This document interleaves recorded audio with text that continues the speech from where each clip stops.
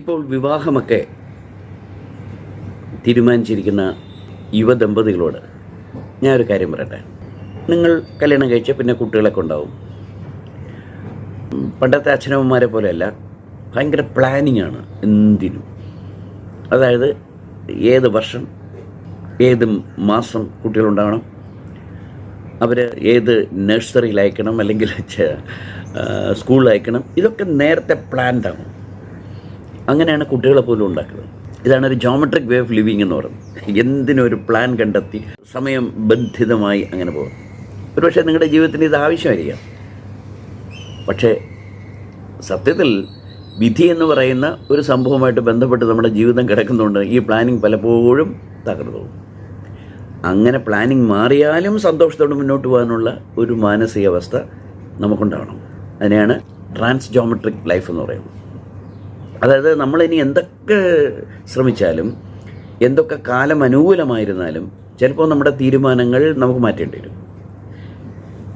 അങ്ങനെ തീരുമാനങ്ങൾ മാറ്റുമ്പോൾ നിരാശ ഉണ്ടാകും. ചിലപ്പോൾ നമ്മൾ വിചാരിച്ച ജോലി ആയിരിക്കില്ല നമുക്ക് ചെയ്യേണ്ടി വരും. അതിൻ്റെ വർക്ക് പ്രഷർ ചിലപ്പോൾ ഭയങ്കര കൂടുതലായിരിക്കും.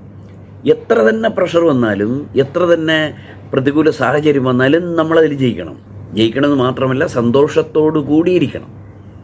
അങ്ങനെ സന്തോഷത്തോടു കൂടി ഇരിക്കാൻ ജീവിതത്തിൽ പറ്റിയില്ലെങ്കിൽ പിന്നെ ഈ ജീവിതം കൊണ്ട് എന്ത് പ്രയോജനമാണുള്ളത്?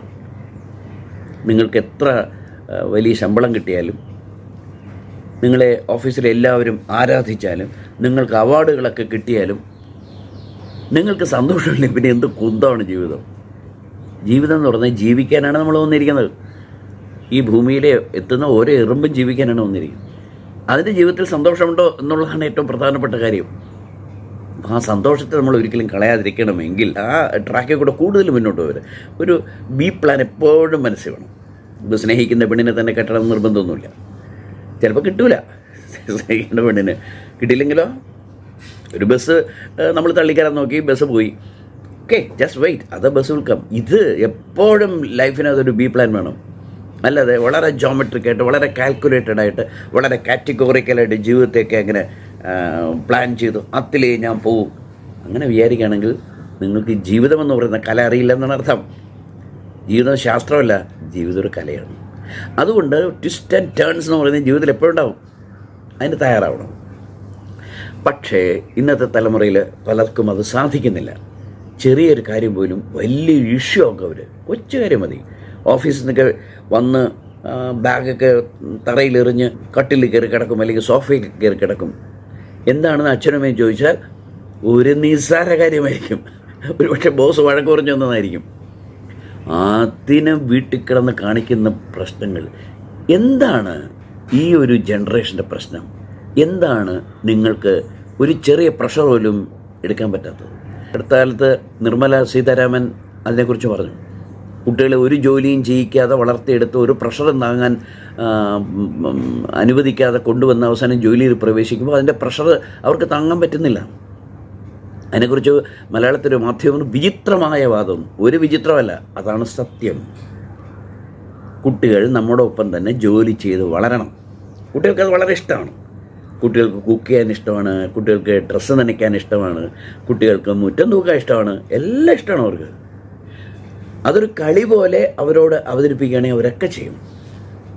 മാത്രമല്ല, അങ്ങനെയൊക്കെ ചെയ്യുമ്പോൾ അതിലൊക്കെ അവരെ ഉത്തരവാദിത്വം നിർവഹിക്കാനും പഠിക്കും, സ്നേഹം എന്താണെന്ന് പഠിക്കും.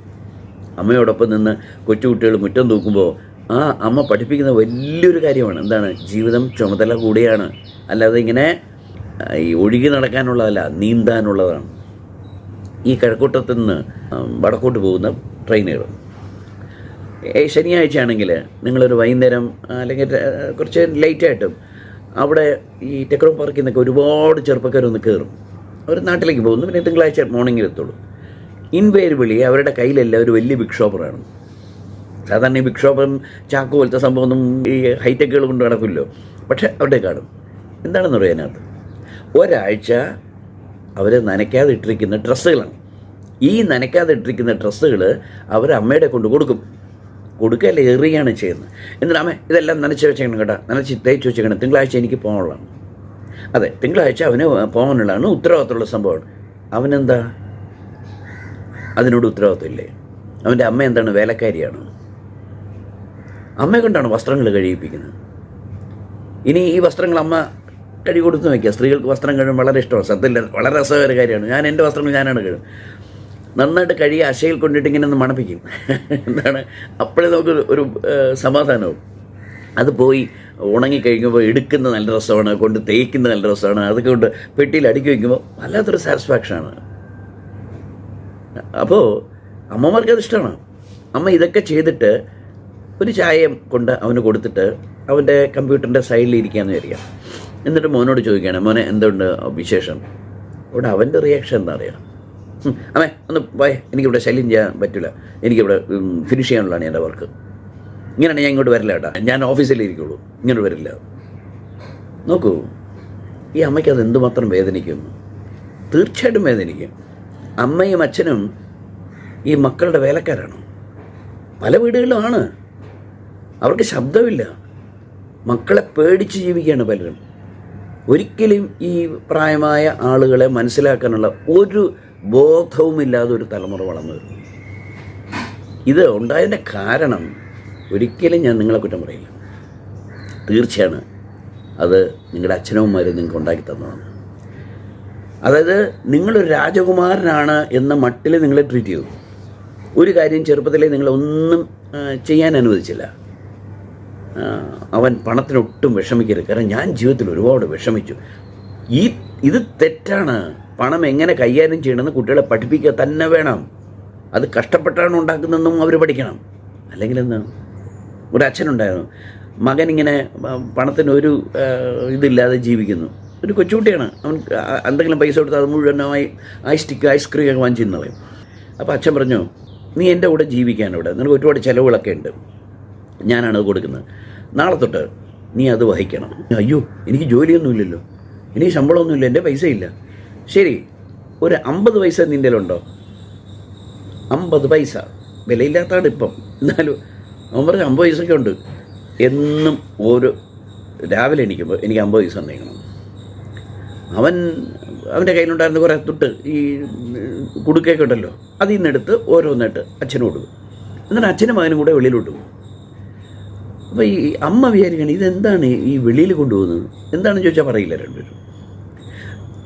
കുറച്ച് ദിവസം കഴിഞ്ഞാൽ പൈസ തീർന്നു. അപ്പോൾ അമ്മ കൊടുക്കാൻ തുടങ്ങി 50 പൈസ വെച്ച്. 50 പൈസയല്ലേ ഉള്ളൂ, എന്ത് വില. അവനെന്നും ഈ 50 പൈസയും കൊണ്ട് അച്ഛനുമായിട്ട് പുറത്തു പോകും. അപ്പോൾ അമ്മയ്ക്ക് സംശയം, ഇതെവിടെയാണ് പോകുന്നത്? വേലക്കാരെ പറഞ്ഞയച്ചു, രഹസ്യമായിട്ട് പോയി മനസ്സിലാക്കിക്കൊണ്ടു. അപ്പോൾ പിറകെ പോയി വേലക്കാരെ കണ്ടുപിടിച്ചു. എന്താണ്? പറമ്പിലുള്ള ഒരു കിണറ്റിലാണ് ഈ പൈസ ഇടുന്നത്. ഇടാൻ പറയും, അവൻ ഇടും. രണ്ടും കൂടെ സന്തോഷത്തിൽ തിരിച്ചു വരും. അപ്പോൾ അമ്മ വിചാരിച്ചു, ഞാനീ കൊടുത്ത പൈസ മുഴുവൻ കൊണ്ട് കിണറ്റിടുകയാണ് ചെയ്യുന്നത്. ഇനി എനിക്ക് കൊടുക്കാൻ പൈസ ഇല്ല. പിറ്റേ ദിവസം അവൻ ചെന്ന് ചോദിച്ചു. അപ്പോൾ അമ്മ പറഞ്ഞു, കിണറ്റിൽ ഇടാൻ എൻ്റെ പൈസ ഇല്ല, അച്ഛനോട് പറഞ്ഞുതരാം. അപ്പോൾ അവന് ഭയങ്കര വിഷമമായി. അപ്പോൾ അച്ഛൻ പറഞ്ഞു, ശരി, ഇന്ന് വൈകുന്നേരം തന്നാൽ മതി. ഈ 50 പൈസ ഉണ്ടാക്കാൻ എന്താണ് മാർഗം എന്ന് പറഞ്ഞ് നടക്കുമ്പോൾ ഒരു വയസ്സായ ഒരാൾ ഒരു പെട്ടിയുമായിട്ട് ബുദ്ധിമുട്ട് വരുന്നു. അവൻ നേരെ ചോദിച്ചു, അങ്കിൾ, ഞാൻ ഈ പെട്ടി എടുത്തിട്ട് അങ്ങയുടെ വീട്ടിൽ കൊണ്ടുതരാം, എനിക്കൊരു 50 പൈസ കൂലി തന്നാൽ മതി. അപ്പോൾ അയാൾ ചിരിച്ചു, 50 പൈസ? ശരി, തരാം. അങ്ങനെ ആ പെട്ടി എടുത്ത് അവിടെ കൊണ്ടുവച്ചു. 50 പൈസ കൊടുത്തു. 50 പൈസ അല്ല, അയാൾ 1 രൂപ കൊടുത്തു. 1 രൂപ ഇരിക്കട്ടെ. പിറ്റേ ദിവസം അച്ഛൻ മകനെ വിളിച്ചു, പൈസ ഇട് എന്ന് പറഞ്ഞു. അപ്പോൾ അവൻ പറഞ്ഞു, ഇന്ന് നാളെയുള്ള പൈസ ഞാൻ അച്ഛന് തരും. ശരി, വാ എന്ന് പറഞ്ഞു. നേരെ പോയി പറമ്പിലുള്ള പൊട്ടക്കിടത്തിൻ്റെ അവിടെ പോയി അച്ഛൻ പറഞ്ഞു, മോനെ 1 രൂപ തൊട്ടങ്ങ് ഇട്ടേരെ. അപ്പം മാമൻ പറഞ്ഞു, അച്ഛാ, ഞാൻ ഇത് ഇടില്ല, എനിക്ക് ഇടാൻ പറ്റില്ല. അച്ഛൻ ചോദിച്ചാൽ എന്താണ്? ഞാൻ കഷ്ടപ്പെട്ടുണ്ടാക്കിയ പൈസയാണ്, ഞാൻ ആ അടിയും പെട്ടി എടുത്തുകൊണ്ട് ഞാൻ വീട് വരെ പോയി, എന്ത് കഷ്ടപ്പെടാമെന്നറിയാം. അപ്പം അച്ഛൻ ചിരിച്ചിട്ട് പറഞ്ഞു, മോനെ, നീ ഇന്ന് വരെ ജീവിച്ചത് മുഴുവൻ അച്ഛൻ ഇതുപോലെ കഷ്ടപ്പെട്ടതിൽ നിന്നാണ്. വെറുതെ അല്ല കാശ് കിട്ടുന്നത്. ആർക്കും കാശുണ്ടാക്കണമെങ്കിൽ കഷ്ടപ്പെടേണ്ടി വരും. അത് നീ മനസ്സിലാക്കിയെങ്കിൽ ഈ അച്ഛന് അങ്ങേയറ്റം സന്തോഷമാണ്. നോക്കൂ, നമ്മുടെ കുട്ടികളെ ഒരിക്കലും ഈ സുഖലോലുപതയിൽ വളർത്തരുത്. AC ഇല്ലെങ്കിൽ ജീവിക്കാൻ പറ്റില്ല, 24 മണിക്കൂറും മൊബൈലിൽ ഇരിക്കണം. ഇങ്ങനെ ഏതെങ്കിലും ബന്ധുക്കൾ വന്നാൽ മുറിയിൽ നിന്ന് വെളി വരില്ല. ഈ ബന്ധുത്വവും സൗഹൃദവും കൂടി ജീവിതത്തിലെ ഏറ്റവും അത്യാവശ്യ കാര്യമല്ലേ? ബന്ധുക്കളും സുഹൃത്തുക്കളും ഇല്ലാത്ത ആളുകൾ അവർക്ക് ദീർഘായുസ് ഉണ്ടാവില്ലെന്നാണ് പഠനങ്ങൾ കാണിക്കുന്നത്. നിങ്ങൾ 100 വയസ്സ് വരെ ജീവിച്ചിരിക്കണമെങ്കിൽ നിങ്ങൾക്ക് ഒരുപാട് സുഹൃത്തുക്കൾ വേണം. എങ്ങനെ ഉണ്ടാവും സുഹൃത്തുക്കളും ബന്ധുക്കളും ഒക്കെ? നിങ്ങളുടെ ബന്ധുക്കളൊക്കെ വീട്ടിൽ നിന്നിരിക്കുന്നു, മകനോ മകളോ അവൻ കമ്പ്യൂട്ടറിലേക്കാണ്, അവനിപ്പം ഇറങ്ങി വരില്ല എന്ന് പറഞ്ഞാൽ ബന്ധുക്കൾക്ക് എന്ത് ബന്ധമായിരിക്കും പിന്നെ ഉണ്ടാകുന്നത്? അവർക്ക് വല്ലാത്ത ഫീൽ ചെയ്യില്ലേ? ഇപ്പം എല്ലാ വീടുകളിലുള്ള പ്രശ്നമാണ്. രാവിലെ തൊട്ട് വൈകുന്നേരം വരെ കമ്പ്യൂട്ടർ ഫണ്ട് ഇങ്ങനെ ഇരിക്കുന്നു. ഇത് മെഷീനോ? നമ്മൾക്ക് റോബോട്ടുകളായിട്ടാണോ കുട്ടികളെ വളർത്തുന്നത്? നിങ്ങളുടെ കുട്ടികളെ ഇനിയിപ്പോൾ വിവാഹം കഴിച്ചാൽ അല്ലെങ്കിൽ വിവാഹം കഴിക്കാൻ പോകുന്ന സുഹൃത്തുക്കളോട് പറയുകയാണ്, ഒരിക്കലും നിങ്ങൾ കുട്ടികളെ ഇങ്ങനെ വളർത്തരുത്. അവരൊരു ഹ്യൂമനോയിഡായിട്ട് മാറും. അവർക്ക് മാനുഷിക വികാരങ്ങളൊന്നും കാണില്ല. ഒരു അച്ഛൻ പെട്ടെന്ന് ഹാർട്ട് അറ്റാക്ക് വന്നിട്ട് മുറി കിടന്ന് വിളിക്കുകയാണ്. അമ്മ ഓടിപ്പോയിട്ട് മകനെ വിളിച്ചു, മകനെ നമ്മുടെ പപ്പയ്ക്ക് ഹാർട്ട് അറ്റാക്ക്. അപ്പോൾ അവൻ പറഞ്ഞു, അമ്മ എനിക്ക് വരാൻ പറ്റില്ല, അമ്മ ആശുപത്രി കൊണ്ടുപോകും. വളരെ കഷ്ടപ്പെട്ട ആ സ്ത്രീ ഒരു കാർപ്പറ്റിൽ അദ്ദേഹത്തിൻ്റെ ബോഡി മറിച്ചിട്ട് ആ കാർപ്പറ്റ് വലിച്ച് കൊണ്ട് വിഷമിച്ച് കാറ് കയറ്റിക്കൊണ്ടുപോയി. സമയത്ത് എത്തിക്കൊണ്ട് മാത്രം അദ്ദേഹത്തിൻ്റെ ജീവൻ രക്ഷപ്പെട്ടു. പിറ്റേ ദിവസം മകൻ കടം വന്നു ഹോസ്പിറ്റലിൽ. അപ്പോൾ അമ്മ അവനോട് ചോദിച്ചു, നീ ചെയ്തത് ശരിയാണെന്ന് എനിക്ക് തോന്നുന്നുണ്ടോ? നമുക്ക് വേണ്ടി കുവൈറ്റിൽ കിടന്ന് എത്ര കഷ്ടപ്പെട്ട അച്ഛനാണിത്, എന്നിട്ട് അദ്ദേഹത്തിൻ്റെ ഹാർട്ട് അറ്റാക്ക് വന്ന് നിനക്ക് കമ്പ്യൂട്ടർ കളിച്ചുകൊണ്ടിരിക്കണമല്ലേ? അപ്പോൾ അവൻ പറഞ്ഞ മറുപടി, മാമിക്ക് അറിഞ്ഞൂടെ, ആ കമ്പ്യൂട്ടർ ഗെയിം ഇത്രയും പോയിന്റ് കിട്ടാൻ എളുപ്പമൊന്നുമല്ല. എങ്ങനെ ഈ കുട്ടി ഇങ്ങനെയായി? ഒരു ചുമതലയും അവനെ പഠിപ്പിച്ചില്ല, ഒരു ജോലി അവനെ കൊണ്ട് ചെയ്യിച്ചില്ല. അവൻ ചോദിക്കുന്നതെല്ലാം വാങ്ങിച്ചു കൊടുത്തുകൊണ്ടിരുന്നു. അവസാനം അച്ഛനും അമ്മയും അവന് ഒരു പ്രാരബ്ധമായിട്ട് മാറി. ഇന്ന് കല്യാണം കഴിക്കുമ്പോൾ ചെറുക്കന് ലഗേജസ് ഉണ്ടോ വീട്ടിൽ, അതൊന്നും എനിക്ക് എടുക്കാൻ പറ്റില്ല എന്ന് പറയുന്ന പെൺകുട്ടികളാണ്. എന്ന് വെച്ചാൽ വീട്ടിലെ അച്ഛനും അമ്മയൊക്കെ ഉണ്ടെങ്കിൽ എനിക്ക് ഇൻട്രസ്റ്റ് ഇല്ല. അതുപോലെ പയ്യനും പറയുന്നു, ഞാൻ കല്യാണം കഴിച്ചു എന്ന് പറഞ്ഞ് നിൻ്റെ അമ്മയും അച്ഛനെയും എനിക്ക് നോക്കാനൊന്നും പറ്റില്ല. ഇങ്ങനെയുള്ളവ എന്തിനാണ് കല്യാണം കഴിക്കുന്നത്? മറ്റുള്ളവരെ സ്നേഹിക്കാനും മറ്റുള്ളവരുടെ ചുമതലകളും ഏറ്റെടുക്കാനും കഴിയാത്ത ഒരുത്തൻ ഈ ലോകത്തിന് എന്ത് നേടിയാലും അവൻ ഒന്നും നേടിയിട്ടില്ല. നിങ്ങളുടെ കുട്ടികളെ ഒരിക്കലും അവരെ ഇങ്ങനെ ഹ്യൂമനോയിഡുകളായിട്ട് വളർത്തരുത്. അവരെ അങ്ങേയറ്റം പറഞ്ഞു മനസ്സിലാക്കണം ജീവിതം എന്താണെന്ന്. എല്ലാ കാര്യങ്ങളും അവനെ പങ്കെടുപ്പിക്കണം. ഇത് നമ്മുടെ വീടാണ്, നമ്മുടെ വീട് ക്ലീൻ ചെയ്ത് വെക്കേണ്ടത് നമ്മുടെ ചുമതലയാണ്.